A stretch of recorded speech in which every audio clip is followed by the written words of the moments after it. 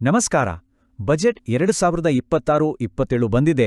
ಇದರಲ್ಲಿರೋ ದೊಡ್ಡ ದೊಡ್ಡ ನಂಬರ್ಸ್, ಹೊಸ ಸ್ಕೀಮ್ಸ್ ಇದೆಲ್ಲ ನಮಗೆ ಹೇಗೆ ಸಂಬಂಧಪಟ್ಟಿದ್ದು, ನಮ್ಮ ಪಾಕೆಟ್ ಮೇಲೆ ಇದರ ಎಫೆಕ್ಟ್ ಏನು?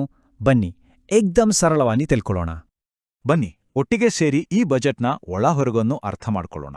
ಇದು ಬರೀ ನಂಬರ್ಗಳ ಆಟ ಅಷ್ಟೇ ಅಲ್ಲ, ಇದು ನಮ್ಮ ದೇಶದ ಮುಂದಿನ 1 ವರ್ಷದ ರೋಡ್ ಮ್ಯಾಪ್.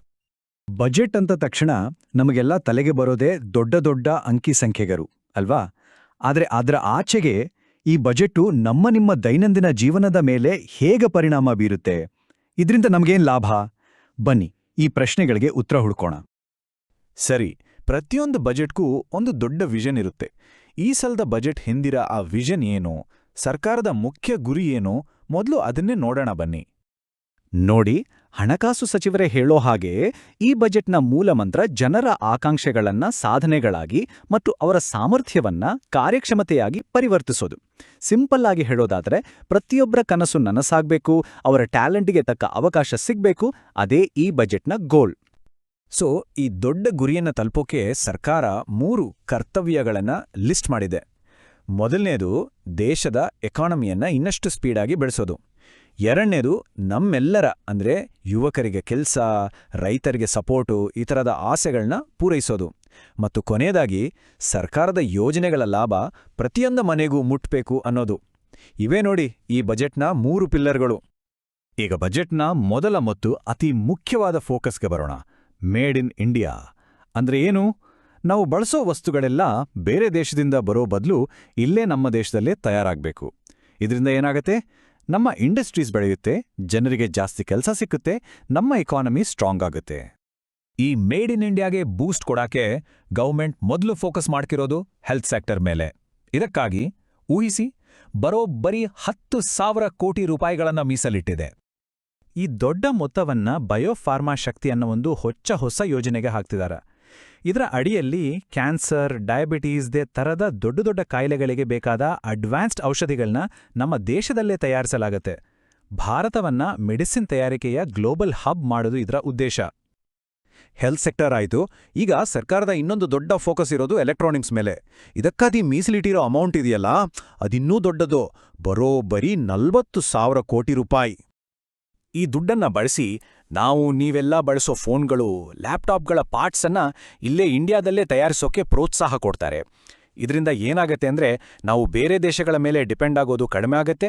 ಅಷ್ಟೇ ಅಲ್ಲ, ಎಲೆಕ್ಟ್ರಾನಿಕ್ಸ್ ವಸ್ತುಗಳು ಇನ್ನಷ್ಟು ಚೀಪ್ ಆಗೋ ಚಾನ್ಸ್ ಇದೆ. ನೋಡಿ, ಮೇಡ್ ಇನ್ ಇಂಡಿಯಾ ಅನ್ನೋದು ಬರೀ ದೊಡ್ಡ ಕಂಪನಿಗಳಿಂದ ಆಗಲ್ಲ ಅಲ್ವಾ? ನಮ್ಮ ದೇಶದ ಎಕಾನಮಿಯ ಬ್ಯಾಕ್ಬೋನ್ ಅಂದ್ರೆ ಅದು ಸಣ್ಣ ಮತ್ತು ಮಧ್ಯಮ ಉದ್ಯಮಗಳು. ಅವು ಬೆಳೆದ್ರೆ ತಾನೇ ಇದು ಸಕ್ಸಸ್ ಆಗೋದು. ಹಾಗಾದ್ರೆ ಈ ಬಜೆಟ್ ಅವ್ರಿಗೆ ಹೇಗೆ ಸಪೋರ್ಟ್ ಮಾಡ್ತಿದೆ ಅಂತ ನೋಡೋಣ.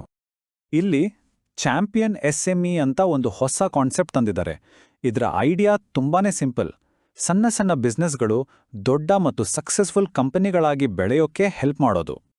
ಈ ಚಾಂಪಿಯನ್ SMEಗಳನ್ನ ರೆಡಿ ಮಾಡೋಕೆ ಸರ್ಕಾರ ಒಂದು ಸ್ಪೆಷಲ್ ಫಂಡ್ ಶುರು ಮಾಡಿದೆ. ಅದಕ್ಕಾಗಿ ಮೀಸಲಿಟ್ಟಿರೋ ಮೊತ್ತ ಮತ್ತೆ 10,000 ಕೋಟಿ ರೂಪಾಯಿ. ಈ ಫಂಡ್ಗೆ SME ಗ್ರೋತ್ ಫಂಡ್ ಅಂತ ಹೆಸರು. ಇದರ ಮೂಲಕ ಚೆನ್ನಾಗಿ ಪರ್ಫಾರ್ಮ್ ಮಾಡ್ತಿರೋ ಸಣ್ಣ ಕಂಪನಿಗಳಲ್ಲಿ ಸರ್ಕಾರನೇ ಇನ್ವೆಸ್ಟ್ ಮಾಡುತ್ತೆ. ಒಂದ್ ರೀತಿ ಚಿಕ್ಕ ಗಿಡಗಳಿಗೆ ನೀರ್ ಹಾಕಿ ದೊಡ್ಡ ಮರಗಳಾಗಿ ಬೆಳೆಸೋ ತರಹ.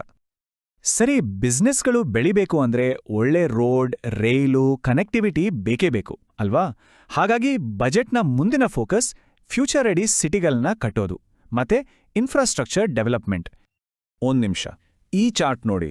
ಕಳೆದ 10 ವರ್ಷದಲ್ಲಿ ಇನ್ಫ್ರಾಸ್ಟ್ರಕ್ಚರ್ ಮೇಲೆ ಸರ್ಕಾರ ಮಾಡ್ತಿರೋ ಖರ್ಚು ಎಷ್ಟೊಂದು ಜಾಸ್ತಿ ಆಗಿದೆ ಅಂತ ನಿಂಗೆ ಗೊತ್ತಾಗುತ್ತೆ. ಕೇವಲ 2 ಲಕ್ಷ ಕೋಟಿಯಿಂದ ಈಗ ಬರೋಬ್ಬರಿ 12 ಲಕ್ಷ ಕೋಟಿಗಿಂತ ಹೆಚ್ಚು. ಇದು ನಿಜಕ್ಕೂ ಒಂದು ಮ್ಯಾಸಿವ್ ಜಂಪ್. ಹಾಗಾದ್ರೆ ಇಷ್ಟೊಂದು ದುಡ್ಡು ಎಲ್ಲಿಗೆ ಹೋಗ್ತಿದೆ? ನೋಡಿ, ಗೂಡ್ಸ್ ಸಾಗಿಸೋಕೆ ಅಂತಾನೆ ಸ್ಪೆಷಲ್ ರೈಲು ದಾರಿಗಳು, ನಮ್ಮ ಬೆಂಗಳೂರು ಹೈದರಾಬಾದ್ ತರಹ 7 ಹೊಸ ಹೈಸ್ಪೀಡ್ ರೈಲು ಲೈನ್ಗಳು. ಅಷ್ಟೇ ಅಲ್ಲ, ರಿಮೋಟ್ ಏರಿಯಾಗಳಿಗೆ ಸೀಪ್ಲೇನ್ಗಳ ಮೂಲಕ ಕನೆಕ್ಟಿವಿಟಿ ಕೊಡೋ ತರಹದ ದೊಡ್ಡ ಯೋಜನೆಗಳನ್ನ ಘೋಷಿಸಿದ್ದಾರೆ.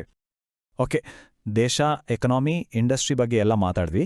ಈಗ ನೇರವಾಗಿ ನಮ್ಗೆ ಅಂದ್ರೆ ಜನಸಾಮಾನ್ಯರಿಗೆ ಈ ಬಜೆಟ್ನಿಂದ ಏನ್ ಸಿಗುತ್ತೆ ಅಂತ ನೋಡೋಣ. ಅದರಲ್ಲೂ ಮುಖ್ಯವಾಗಿ ಹೆಲ್ತ್ ಮತ್ತು ಸ್ಕಿಲ್ ಡೆವಲಪ್ಮೆಂಟ್ ಸೆಕ್ಟರ್ಗೆ ಬಜೆಟ್ ಏನ್ ಕೊಟ್ಟಿದೆ. ಮೊದಲಿಗೆ ಈ ಅಲೈಡ್ ಹೆಲ್ತ್ ಪ್ರೊಫೆಷನಲ್ಸ್ ಅಂದ್ರೆ ಯಾರು ಅಂತ ತಿಳ್ಕೊಳ್ಳೋಣ. ಇವರು ಡಾಕ್ಟರ್ಸ್ ಅಲ್ಲ, ಆದ್ರೆ ಡಾಕ್ಟರ್ಸ್ಗೆ ಸಪೋರ್ಟ್ ಮಾಡೋ ಎಕ್ಸ್ಪರ್ಟ್ಸ್. ಉದಾಹರಣೆಗೆ ಎಕ್ಸ್ರೇ ಟೆಕ್ನಿಷಿಯನ್ಸ್, ಲ್ಯಾಬ್ ಟೆಕ್ನಿಷಿಯನ್ಸ್, ಇವ್ರ ಕೆಲಸ ಇಲ್ಲದೆ ಡಾಕ್ಟರ್ಸ್ಗೆ ಸರಿಯಾಗಿ ಟ್ರೀಟ್ಮೆಂಟ್ ಕೊಡೋಕೆ ಆಗೋದಿಲ್ಲ. ನಮ್ಮ ಹೆಲ್ತ್ ಕೇರ್ ಸಿಸ್ಟಮ್ ಅನ್ನ ಇನ್ನಷ್ಟು ಸ್ಟ್ರಾಂಗ್ ಮಾಡೋಕೆ ಸರ್ಕಾರ ಮುಂದಿನ 5 ವರ್ಷದಲ್ಲಿ ಇಂಥ 1,00,000 ಹೊಸ ಅಲೈಡ್ ಹೆಲ್ತ್ ಪ್ರೊಫೆಷನಲ್ಸ್ಗಳನ್ನ ಸೃಷ್ಟಿಸೋ ಗುರಿ ಇಟ್ಕೊಂಡಿದೆ. ಅದ್ರ ಜೊತೆಗೆ ಕೇರ್ ಇಕೋಸಿಸ್ಟಮ್ ಅಂತ ಇನ್ನೊಂದು ಯೋಜನೆ ಶುರುವಾಗ್ತಿದೆ. ಇದರಡಿ ವಯಸ್ಸಾದವರ ಆರೈಕೆ ಮಾಡಕ್ಕೆ 1.5 ಲಕ್ಷ ಜನರಿಗೆ ಸ್ಪೆಷಲ್ ಟ್ರೈನಿಂಗ್ ಕೊಡ್ತಾರೆ. ಈ 2 ಯೋಜನೆಗಳಿಂದ ಹೆಲ್ತ್ ಸೆಕ್ಟರಲ್ಲಿ ಲಕ್ಷಾಂತರ ಹೊಸ ಜಾಬ್ಸ್ ಕ್ರಿಯೇಟ್ ಆಗೋ ಎಕ್ಸ್ಪೆಕ್ಟೇಷನ್ ಇದೆ. ಹಾಗಾದ್ರೆ ಈ ಇಡೀ ಬಜೆಟ್ನಿಂದ ನಾವು ನೆನ್ಪಿಟ್ಕೊಳ್ಬೇಕಾದ 3 ಮೇನ್ ಪಾಯಿಂಟ್ಸ್ ಏನು? 1, ಫಾರ್ಮಾ ಮತ್ತು ಎಲೆಕ್ಟ್ರಾನಿಕ್ ಸೆಕ್ಟರ್ನಲ್ಲಿ ಮೇಡ್ ಇನ್ ಇಂಡಿಯಾಗೆ ಭಾರಿ ಪುಷ್. 2, ಹೈ ಸ್ಪೀಡ್ ರೈಲು ಮತ್ತೆ ಹೊಸ ಕನೆಕ್ಟಿವಿಟಿ ಪ್ರಾಜೆಕ್ಟ್ಗಳ ಮೂಲಕ ಇನ್ಫ್ರಾಸ್ಟ್ರಕ್ಚರ್ಗೆ ದೊಡ್ಡ ಹೂಡಿಕೆ. ಮತ್ತು 3, ಹೆಲ್ತ್ ಕೇರ್ನಲ್ಲಿ ಲಕ್ಷಾಂತರ ಹೊಸ ಸ್ಕಿಲ್ ಜಾಬ್ಸ್ ಕ್ರಿಯೇಟ್ ಮಾಡೋದು.